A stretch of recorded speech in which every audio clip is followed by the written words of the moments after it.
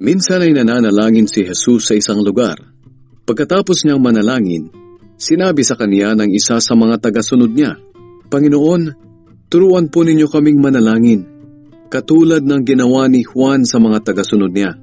Sinabi ni Jesus sa kanila, "Kapag nananalangin kayo, ganito ang sabihin ninyo, Ama, sambahin nawa kayo ng mga tao. Naway magsimula na ang inyong paghahari.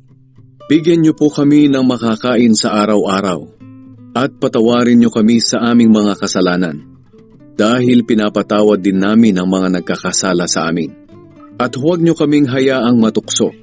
Pagkatapos sinabi niya sa kanila, "Halimbawa pumunta kayo sa kaibigan ninyo isang hating gabi at sinabi sa kanya, Kaibigan, pahiram naman diyan ng 3 tinapay dahil dumating ang isang kaibigan ko na galing sa paglalakbay at wala akong maihain sa kanya."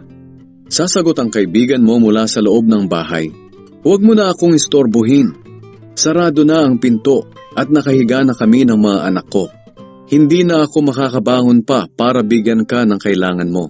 Ang totoo, kahit ayaw niyang bumangon at magbigay sa inyo sa kabila ng inyong pagkakaibigan, babangon din siya at magbibigay ng kailangan ninyo dahil sa inyong pagpupumilit. Kaya sinasabi ko sa inyo, humingi kayo sa Diyos at bibigyan niya kayo.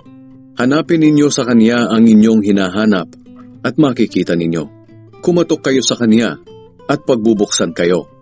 Sapagkat ang lahat ng humihingi ay nakakatanggap, ang naghahanap ay nakakakita, at ang kumakatok ay pinagbubuksan.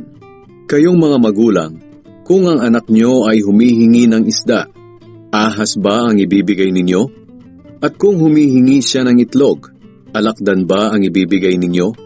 Kung kayong masasama ay marunong magbigay ng mabubuting bagay sa mga anak ninyo, gaano pa kaya ang inyong amang nasa langit? Ibibigay niya ang banal na espiritu sa mga humihingi sa Kanya.